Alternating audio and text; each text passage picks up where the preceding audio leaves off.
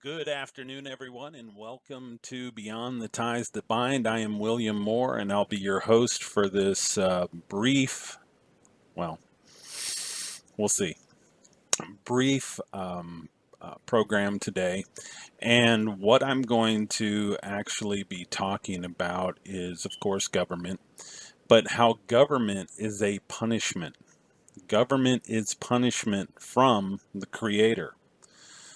Um, But before I get into that, I want to recommend some books. The first book that I want to recommend, uh, it's a book that I always recommend, and that is the Scriptures. However, I recommend that one read it from a Hebraic point of view, not a Greek point of view or a Roman Greco point of view, which has been handed down over centuries and millennia by Christianity. A Hebraic point of view if you want to understand Scripture. If you do not read it from a Hebraic point of view, this because Scripture was given to the Hebrews first and foremost in their language. If you do not read it from a Hebraic point of view, you will not understand Scripture, plain and simple. Um, the second book that I want to recommend, I highly recommend, is Tyranny Unmasked by John Taylor. This is a great book. Mr. Taylor, um, he actually was one who, uh, by his own words, uh, back in the beginning when the framers were forming the government, watched over the federal government on behalf of the people. So that individual liberty and property would not be sacrificed. He was around at the time of Thomas Jefferson. Points out that Thomas Jefferson, while he spoke against the government, while he spoke against um, intrusions into personal life by the government, once he became president, he was okay with the government exercising power over the individual. So that's why men cannot be trusted with power, is because while they'll say one thing when they don't have power, when they get that power, just like Jefferson, they will use they will use that government that is within their power to control the lives of others. Another great book, one that I've read before, I'll be reading again, is The Law by Frederick Bastiat. This book is probably one of the first books on Western liberty, or freedom, actually. Freedom is the word that I prefer over liberty. And um, it's a book of common sense. It's a book of logic. Just some of the quotes from Frederick Bastiat. The state is that great fiction by which everyone tries to live at the expense of everyone else. How very true that is. Um, and then everyone wants to live at the expense of the state. However, they forget that the state lives at the expense of everyone. Then he goes on to say, one of his other quotes, very good. But how is this legal plunder to be identified? Quite simply, see if the law takes from some persons what belongs to them and gives it to other persons to whom it does not belong. See if the law benefits one citizen at the expense of another by doing what the citizen himself cannot do without committing a crime. And that's all we have today. We have people crying that health care is a right. You know what? Health care is not a right. You have the right to try and take care of yourself, to eat properly, to not do things that will cause your body to develop a disease. You have that right, but you don't have the right to take from someone else because you neglected to take care of yourself. You don't have that right at all. Now, if some corporation, through the spraying of chemicals somewhere or the introduction of a certain chemical into the um, into the environment. Now, if that makes you sick, then you have every right to go after that company for them to take care of anything that any type of disease that might come forward from their chemical, or what they're producing. However, no one has the right to take away from someone else just so they can put it to use for themselves, no matter how noble the cause, whether it be schools, roads, healthcare, whatever. No one has that right. No one has a higher claim to your life and property than you.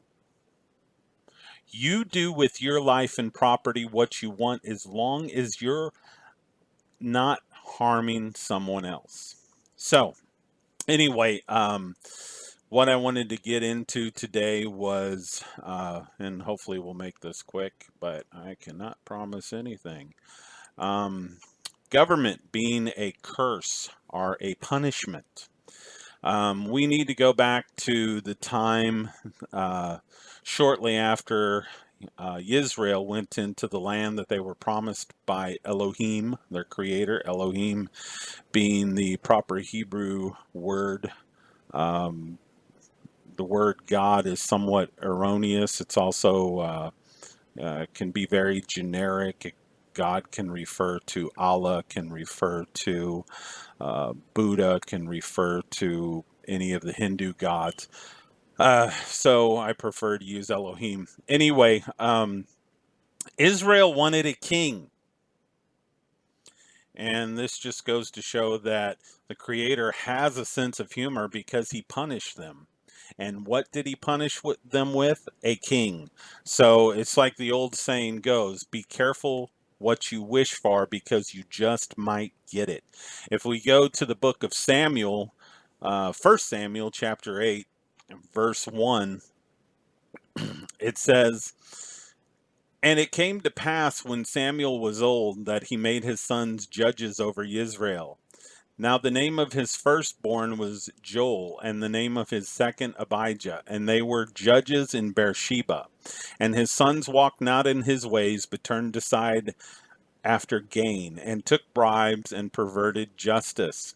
Then all the elders of Israel gathered themselves together, and came to Samuel unto Ramah, and said unto him, Behold, you are old, and your sons walk not in your ways. Now make us a king to judge us like all the nations.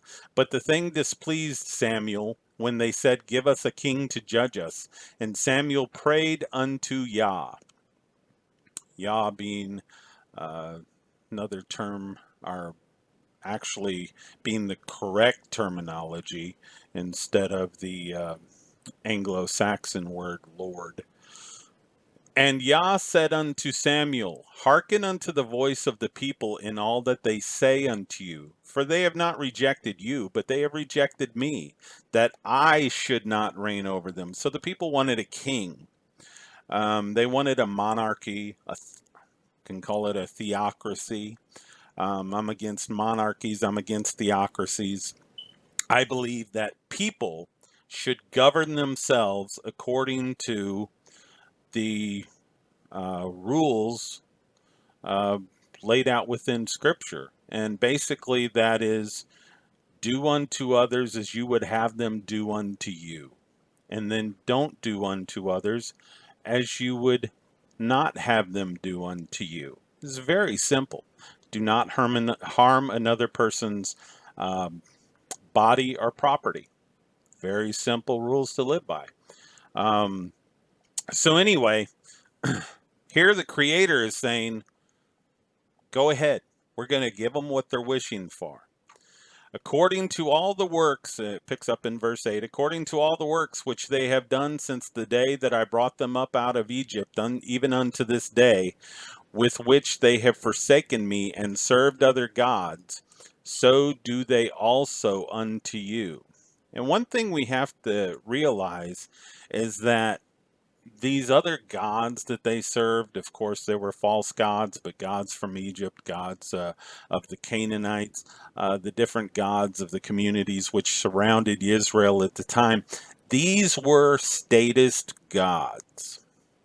These did not believe in personal responsibility or one governing themselves. Now, of course, Yisra'el was set up somewhat on a minarchist society platform where each community had a judge, a jury, and an executioner. I'm all for that because I do believe that people need to be punished, held accountable for a crime, especially a crime of murder, rape, something of that nature. I'm not anything goes. Anarchy does not mean no rules, it just means no rulers. I'm a volunteerist. I believe all contracts should be entered into voluntarily. I believe in the word consent. If one person consents to something, then it is fully legal to enter into a contract with them, but you can't force them into a contract without their consent, which of course our government does. They force everyone into taxation without their consent. And then of course people vote for their schools, they vote for their local taxes, and they force those who do not want to support such things by coercion, by force, into supporting their little pet projects. And basically, it's not basically, it's theft. You cannot have someone else's property to do with what you want, no matter what you want to do, no matter how good it is, no matter how noble you think it is. It's not your money. Keep your grimy little hands off. Okay, so um Samuel, in verse 10, it says, now therefore hearken unto their voice, however protest solemnly unto them, and show them the manner of king that shall reign over them. So they had gone from being somewhat of an anarchist type of society with community rule, because everyone was to live under the uh, instruction of the creator, Elohim, and everyone was to guide their own households, and everyone was to basically live according to these instructions. Don't kill, don't steal. Honor the creator as the creator. I'm not going to get into, I believe that we are created beings. The design is there, it's perfect.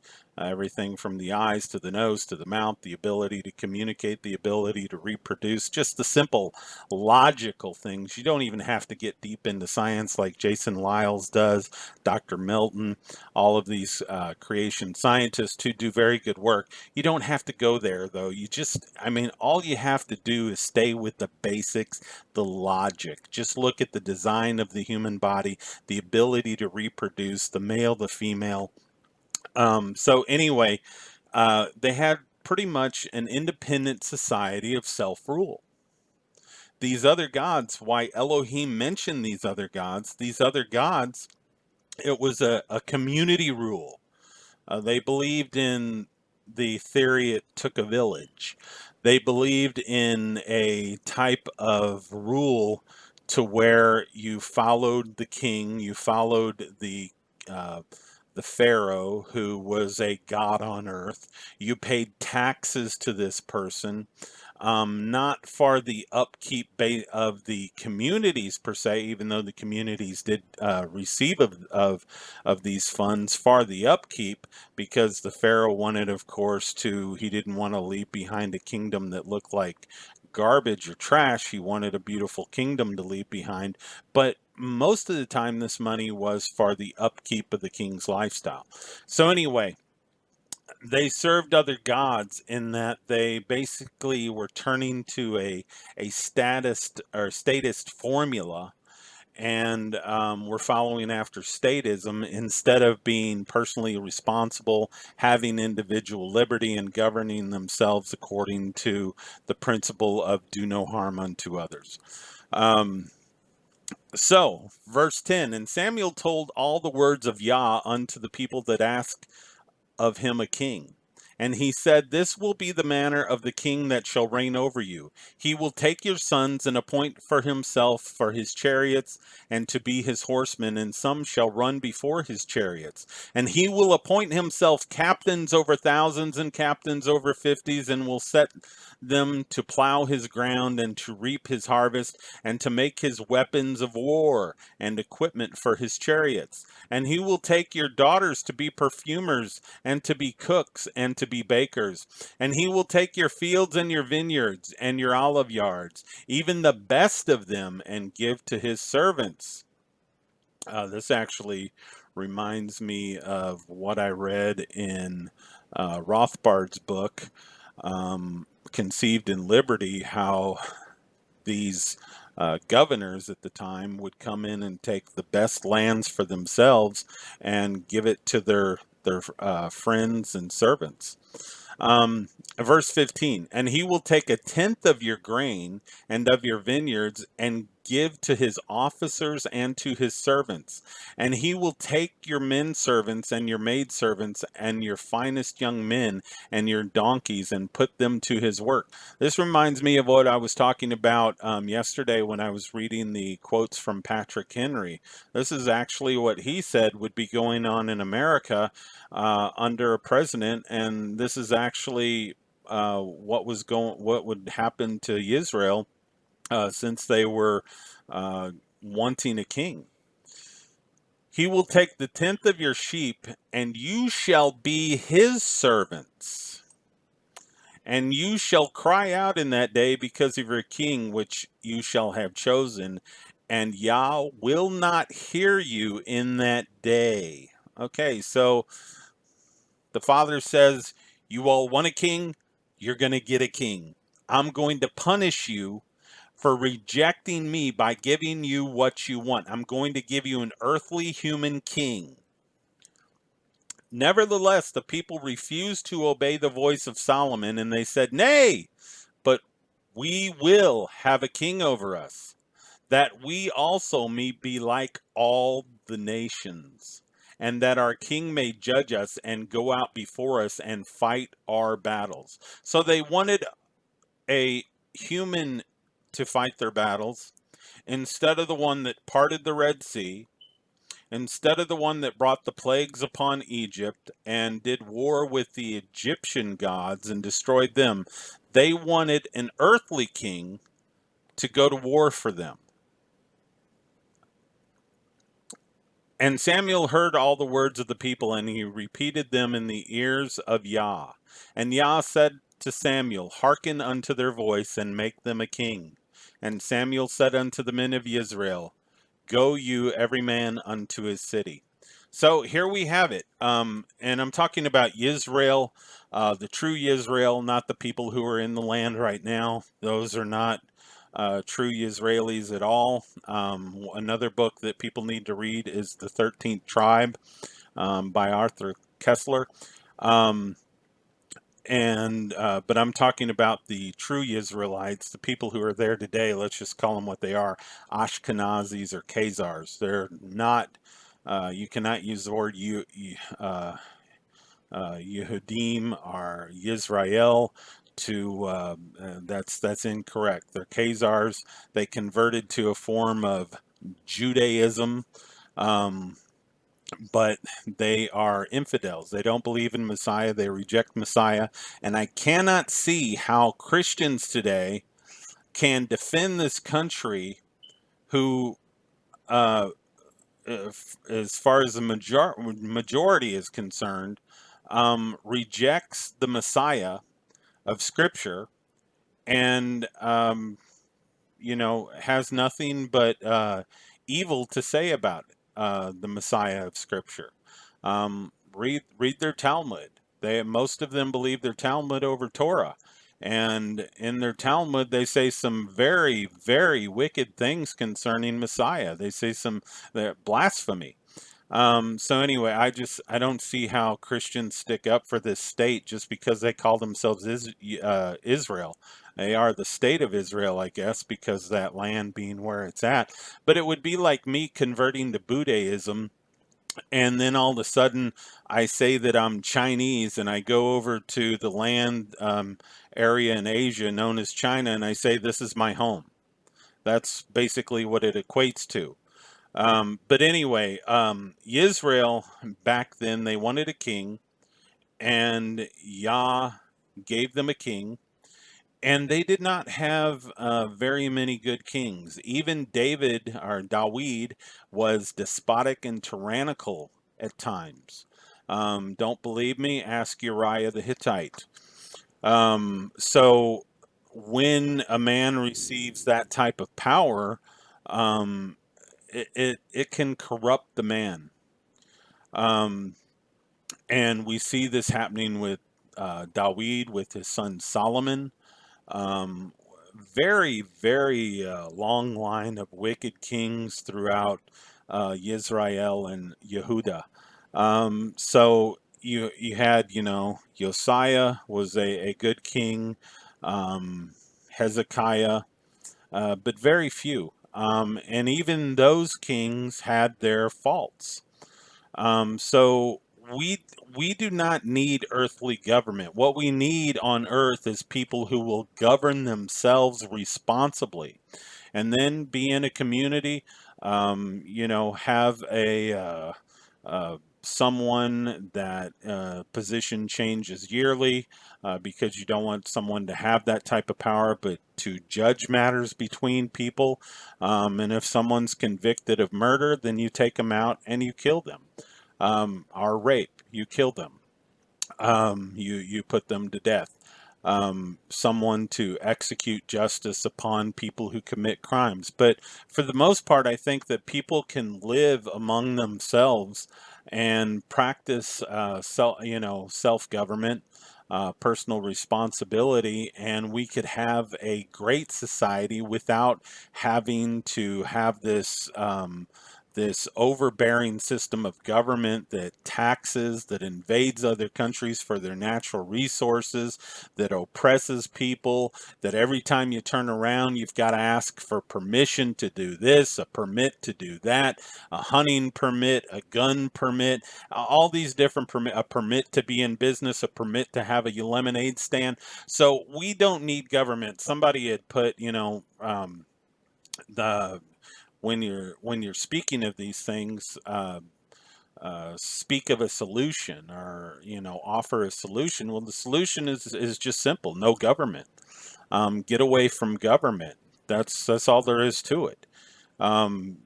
Dissolve government, end tyranny, abolish government.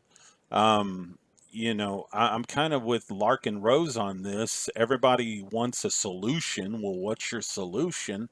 Well, that's kind of like saying, well, if I stop cutting off my arm, will that help me balance my checkbook? Which is what Larkin Rose said, and that's so true. Just stop cutting off your arm. Worry about your checkbook later. I mean, stop doing what's destructive, which is, in this case, giving government power. Stop doing what's destructive. You don't need a solution. Just stop doing what's destructive. Stop, bowing down to this governmental system, this beast.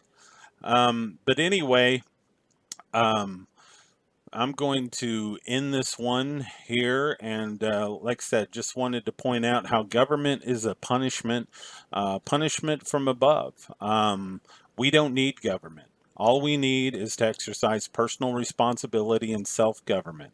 We don't need lords. We don't need masters. We don't need a group of people taking money from another group of people, especially when it's through coercion, and the one group of people did not consent, just so they can have their health care, or they can have their schools, or they can have their roads, or their churches, or whatever. We don't need it. I have no problem, just like with Ken Ham. I have no problem with him building, the Creation Science Center and the Ark there in Kentucky. Have no problem with it at all. But when he goes for tax credits and such, then I have a problem, because he's taking from other people for his little pet project. That's criminal. I don't care what your project is. It's criminal. You have stolen from somebody else. You've taken from somebody else that which belonged to them for your use. And you've done it by force because the government does it by force. It's done by coercion because try to stop paying your personal property tax or your real estate tax and see what happens. They'll come and take your house. America is one of the only countries we talk about being free. You people are not free. If you think you're free, you're deceived. This is the home of the, it's not the land of the free and the home of the brave. It's like Brian says on his program. It's the land of the fee and the home of the slave. Unless you know what's going on, then you're not a slave. You're a prisoner.